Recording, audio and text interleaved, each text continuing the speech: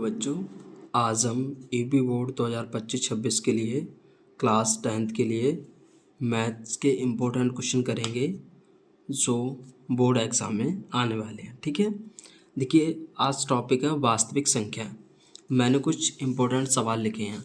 यदि आपने 1 से लेकर 7 तक ये सारे सवाल कर लिए तो मैं उम्मीद करता हूँ कि आप इस वास्तविक संख्या से आने वाला प्रत्येक टॉपिक हल कर लेंगे। ठीक है, आप इसे रिवीजन के तौर पे भी देख सकते हैं और मैं आपको विद कॉन्सेप्ट के एक एक क्वेश्चन को सिखाने वाला हूँ।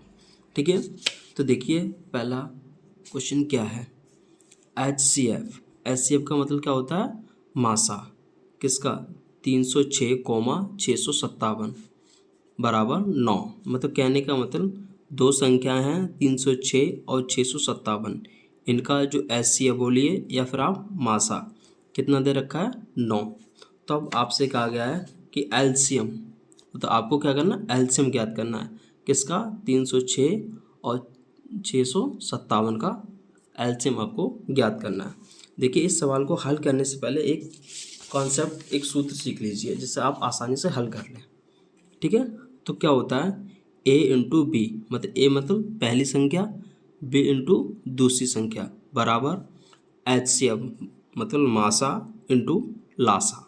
ये फार्मूला दूसरी तरीके से लिखा जा सकता है, दोनों संख्याओं का गुणनफल या फिर दोनों का गुणनफल। कौन दोनों, मतलब संख्याओं का गुणनफल बराबर HCF इंटू एलसीएम। अब इस सवाल को हल करिए। ठीक है, अब देखिए तो सबसे पहले हम इसका क्वेश्चन नंबर फर्स्ट है उसका हम आंसर निकाल रहे हैं। ठीक है, तो देखिए HCF, तो एक संख्या ये होगी, दूसरी ये होगी, तो आप A बराबर 306 लिख देंगे और B बराबर आप 657 लिख देंगे। और इन दोनों संख्याओं का जो HCF है कितना, 9, तो हो जाएगा HCF बराबर 9। ठीक है, और आपको इन्हीं संख्याओं को क्या निकालना है, एलसीएम। तो एलसीएम क्वेश्चन मार्क। ठीक है, अभी आपने जो सूत्र पढ़ा था मैं लिख भी देता हूँ यहाँ पर एक बार। A इंटू बी बराबर HCF इंटू एलसीएम। ठीक है, A मतलब पहली संख्या कितनी दे रखी है आपको, 306, तो रख दीजिए यहाँ पर, गुणा B कितना है, 657, HCF कितना है, 9, गुणा एलसीएम आपको ज्ञात करना है। ठीक है, अब देखिए मैं एलसीएम निकालूंगा। ठीक है, और 9 इसके गुणा में बराबर की दूसरी तरफ भेजूंगा तो किस में आएंगे, भाग में। 306 गुणा 657 बटे 9। ठीक है, अब देखिए काट सकता हूँ 9 से, 9 तिया 27, कितने बचे, 3, 36 हो जाएंगे, 9 चौक 36, तो 34 गुणा 657 और एलसीएम आपको यहाँ पर लिख देना है। तो 34 का गुणा करना है आपको 657 में। तो देखिए कैसे करेंगे, तो 657 गुणा 34।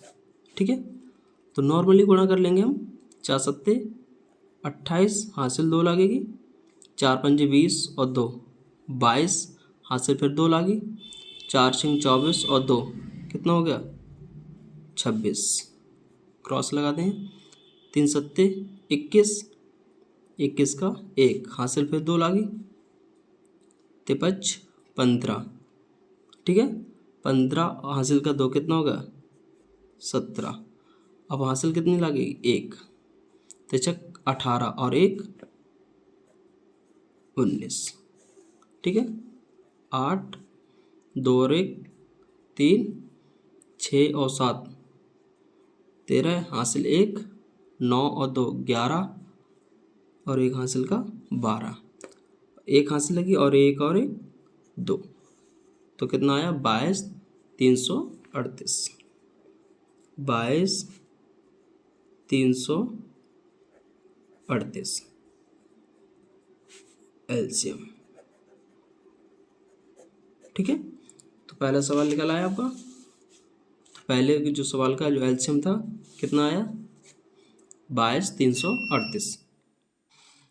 अब देखिए सवाल नंबर दूसरा क्या है, जांच कीजिए कि क्या किसी प्राकृतिक संख्या n के लिए संख्या 6 की पावर n अंक 0 या मतलब 0 पर समाप्त हो सकती है। ठीक है, इस सवाल को हल करने से पहले एक कॉन्सेप्ट सीखिए। देखिए क्या है, कोई भी संख्या 0 पर समाप्त होने के लिए 1 2 गुणा 5 का अभाज्य गुणनखंड होना अनिवार्य है।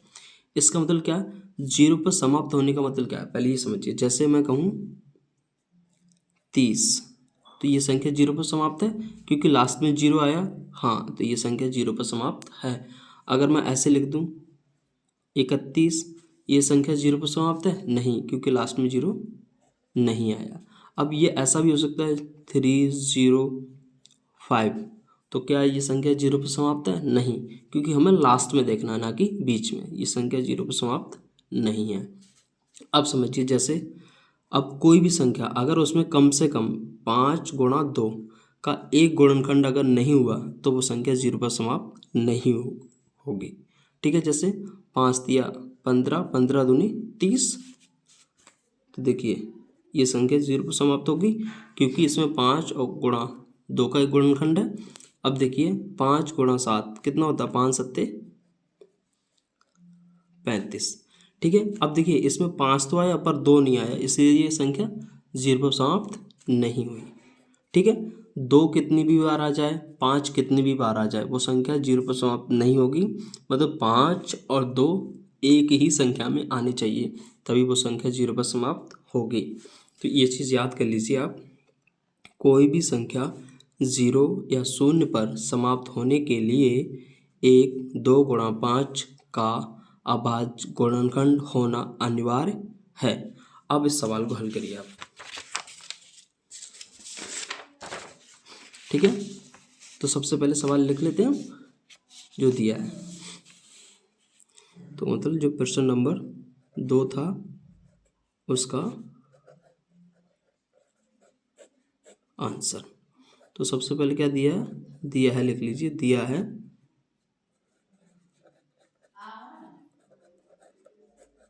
संख्या 6 की पावर n है। ठीक है, और हमें क्या पता करना, यह संख्या 0 पर समाप्त होगी, ये हमें चेक करके बताना है। या फिर ये भी बोल सकते या नहीं होगी, दोनों चीज़ बतानी है हमें, नहीं होगी।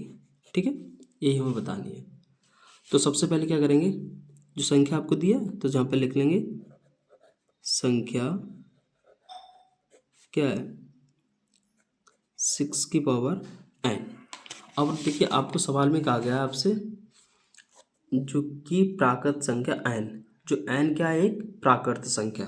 तो प्राकृत संख्या क्या होती है, मतलब n वह संख्या जो 1 से स्टार्ट होगी और आप इसे अनंत तक लिखते जाइए, तो ये संख्या क्या है, प्राकृत संख्या। और ये सारे मान कैसे प्लस में होने चाहिए, 1 से स्टार्ट होंगे, +1 से स्टार्ट होंगे और 1 2 3 4 5 7 8 9 10 जहाँ तक आप लिख ना पाएँ वहाँ तक ये क्या होगा, प्राकृतिक संख्या। तो अब हम क्या करेंगे, अगर हम n बराबर 1 लेंगे तो यहाँ रख देंगे, तो क्या होगा 6 की पावर n बराबर कितना आएगा, किसी संख्या की पावर 1 हो तो वही संख्या आ जाएगी। ठीक, अगर मैं अब इसके गुणनखंड करूँ तो कितना आएगा, 2 गुणा 3। ठीक है, अगर मैं अब क्या करता हूँ n बराबर 2 लेता हूँ तो क्या आ जाएगा 6 की पावर 2, तो इसका मतलब क्या हुआ 6 2 बार आ जाएगा। अब इसका गुणनखंड का क्या मतलब होगा, 2 गुणा 3, इसका कितना होगा 2 गुणा 3। ठीक है, इसका मतलब क्या हुआ, जब n की पावर 1 थी तो 1 2 और 1 3 आया, जब n की पावर 2 थी तो 2 2 और 2 3 आया। अगर ऐसे ही आप n बराबर 3 लेंगे तो क्या आएगा 6 की पावर 3, 6 इंटू 6।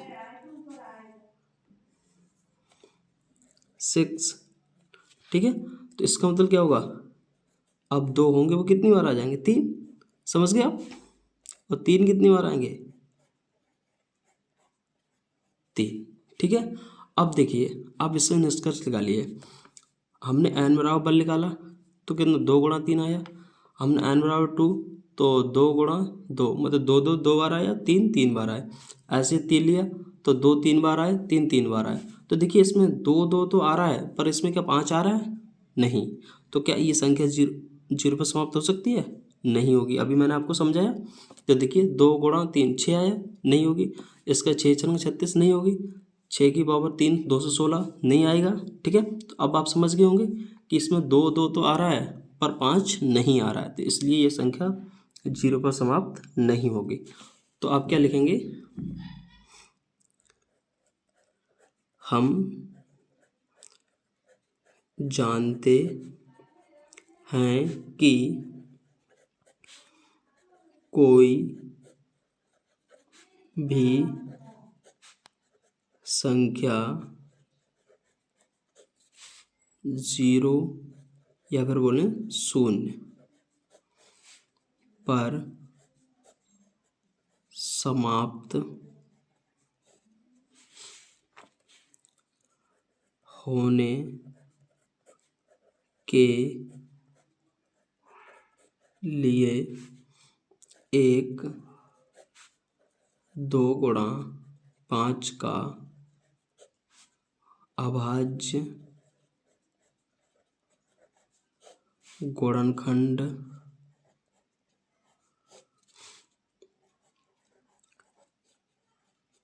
होना अनिवार्य है।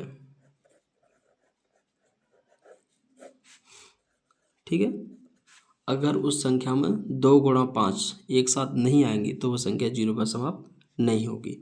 और हम ये देख चुके हैं इस संख्या में 2 तो आ रहे हैं 5 नहीं आ रहे, तो इसलिए ये संख्या 0 पर समाप्त नहीं होगी। तो कह सकेंगे हम संख्या 6 की पावर n में 2 का तो अभाज्य गुणनखंड अनेक है, मतलब ठीक है, एक से ज़्यादा लिख सकते हैं, यहाँ पर अनेक है, अनेक हैं, जबकि 5 का अभाज्य गुणनखंड नहीं है, नहीं है।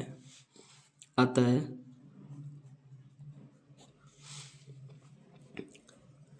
दी गई संख्या 6 की पावर n 0 पर समाप्त नहीं होगी। ठीक है, ये आपका क्या हो जाएगा आंसर, क्वेश्चन नंबर। अब देखिए क्वेश्चन नंबर 3 को, व्याख्या कीजिए कि 7 गुणा 11 गुणा 13 प्लस 13 भाज्य संख्या, ठीक है या फिर है या फिर क्यों है। एक बात इसे काट दीजिए, कोई दिक्कत नहीं है। भाज्य संख्या क्यों है, तो ये आपको व्याख्या करके बतानी है। उसने पहले कह दिया है कि यह संख्या भाज्य है, पर क्यों है ये आपको इसकी व्याख्या मतलब एक्सप्लेन करना है, कारण बताना है ये संख्या भाज्य क्यों है। तो देखिए इसको हल करने से पहले एक कॉन्सेप्ट सीखिए, क्या है? भाज्य संख्या। देखिए भाज्य संख्या क्या होती है? वह संख्या जो स्वयं व वन के अलावा, अलावा का मतलब अतिरिक्त या फिर अन्य भी बोल सकते हैं आप, कम से कम एक और गुणनखंड हो तब संख्या भाज्य संख्या कहलाती है। कहने का मतलब वह संख्या जो स्वयं हो, मतलब स्वयं का मतलब जैसे 2 है तो 2, 3 है तो 3, उसका मतलब स्वयं हो गया। वन मतलब एक से कट जाए और कम से कम एक गुणनखंड और हो इन दोनों अलावा, तो वह संख्या क्या हो जाएगी? भाज्य संख्या हो जाएगी। अब देखिए एग्जाम्पल में समझिए, जैसे ये 4 है, ठीक है, तो 4 का स्वयं से मतलब क्या है? 4 और वन, तो देखिए यह संख्या 4 और 1 से कट जाएगी। देखिए 4 एकन 4, एक का भाग देंगे तो एक का गुणा 4 में चला जाएगा, मतलब एक का भाग चला जाएगा 4 में, ठीक है। अब देखिए ये संख्या 2 से नहीं कट जाएगी, तो देखिए कम से कम हमें एक मिल गया, ठीक, तो ये संख्या कैसी हो जाएगी? भाज्य। ऐसे देखिए 6 को चेक करिए, ये संख्या 6 से कट जाएगी, 1 से, मतलब 6 स्वयं हो गया, 1 हो गया, 1 के अलावा देखिए 2 से कट जाएगी, ये संख्या 3 से भी कट जाएगी, और हमें कम से कम एक चाहिए थे, जबकि इसमें देखिए 2 मिल गए, अन्य 2 और 1 3 मिल गए, 2 तो कोई दिक्कत नहीं है, ठीक है, पर एक मिलना चाहिए, मतलब एक तो हो, कम से कम मतलब एक होना चाहिए, एक से अधिक कितने भी हो, तो ये संख्या कैसी है? भाज्य। ऐसे आप इसे चेक करिए, 8 से कट जाएगा, 1 से कट जाएगा, 2 से कट जाएगा, 4 से कट जाएगा, तो ये संख्या कैसी है? भाज्य। तो आप समझ गए होंगे, वह संख्या जो स्वयं और वन की अतिरिक्त या फिर अलावा कम से कम एक और गुणनखंड हो तब वह संख्या भाज्य संख्या कहलाती है, ठीक है। अब आप इस सवाल को हल करिएगा, ठीक है। व्याख्या कीजिए कि यह संख्या भाज्य संख्या क्यों है। तो देखिए सबसे पहले, तो सबसे पहले क्या करेंगे, क्वेश्चन नंबर 3 और इसका आंसर दे रहे हैं हम, तो क्या करना आपको दिया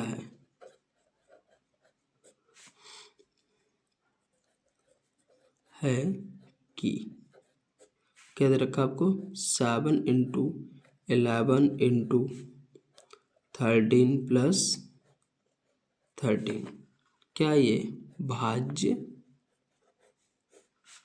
संख्या है, ठीक है। ये भाज्य संख्या है, आपको इसकी व्याख्या करके बतानी है क्यों है। तो देखिए क्या करेंगे, आपको यहाँ से यहाँ तक देखिए, और ये प्लस लगा तो अलग हो गया यहाँ से, देखिए 13 यहाँ पर भी है, 13 यहाँ पर भी है, तो यहाँ से क्या 13 आ जाएगा, और यहाँ से भी कॉमन 13, तो आप 13 को क्या करेंगे, कॉमन लीजिए, तो यहाँ से क्या बचा, 7 इंटू 11, ठीक है, प्लस का साइन है कि 13 आ गया। अब देखिए 13 का भाग, अल्टीमेटली कॉमन का मतलब क्या होता है, भाग देना ही होता है। जैसे मैं कहूँ 13 का 13 में भाग दिया, तो एक बार क्या, एक का गुणा मैं 7 गुणा 11 में करूँगा तो उतना ही रहेगा, कोई फर्क नहीं पड़ेगा। मतलब 1 है, 1 का गुणा किसी संख्या में करो, जैसे 3 गुणा 1 3 ही रहेगा, 3 एकन 3, 4 गुणा 1 4 ही रहेगा, ठीक है।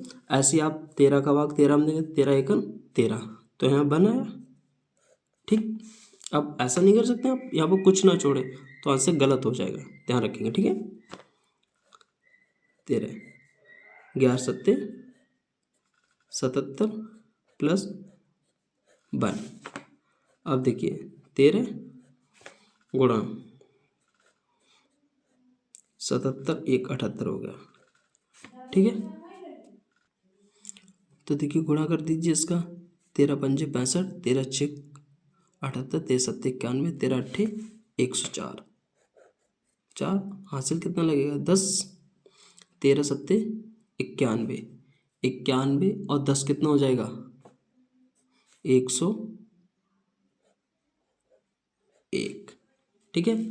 अब देखिए ये संख्या है, अब देखिए इसमें देखिए ये संख्या स्वयं से कट जाएगी, अब हमें चेक करना है उसी डेफिनेशन से, 1 से कट जाएगी, अब देखिए ये संख्या 2 से नहीं कट जाएगी, कि लास्ट में जिस संख्या के अंदर 2 हो, 0 हो, 4 हो, 6 हो, 8 हो, तो वह संख्या 2 से कट जाएगी। ना चाहें तो आप काट भी सकते हैं ना, 2 पंजे 10।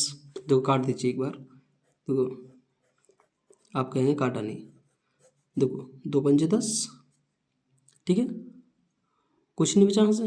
अब देखो 1 में तो जाएगा ना, तो 0, 2 सत्ते 14, ठीक है। तो देखिए आपको 100, 507 और 2, आपको इसके 2 गुणनखंड और मिल गए, आपको और भी मिल जाएंगे, पर हमें बस चेक करके देखना है यहाँ पर ये संख्या भाज्य है या फिर नहीं, मैं आपको समझाना चाहता हूँ, ठीक है। ये आप सारी चीज़ को यहाँ ना भी लिखेंगे तब भी कोई दिक्कत नहीं है, बस आप डायरेक्ट यहाँ तक लिख दें और इसको ना लिखें तो ज़्यादा उचित है पेपर में, ठीक है। मैंने बस ये चीज़ आपको समझाने के लिए लिखी है। ये संख्या स्वयं से कट गई, 1 से 14, 1 से कट जाएगी, 2 से कट जाएगी, और एक इसका गुणनखंड 507 होगा, आपको और भी मिल जाएंगे। बस कम से कम आपको एक चेक करना था, जबकि मिल तो आपको और भी रहे हैं, तो कोई दिक्कत नहीं। आपको एक मिल रहा है तो आप कह सकते हैं 1014 एक भाज्य संख्या है, तो आप क्या लिख देंगे, व्याख्या में लिखेंगे, व्याख्या दी गई संख्या कौन सी, इसी को ले लीजिए 1014, या फिर आप इससे उठा के इतना भी लिख सकते हैं, ठीक है।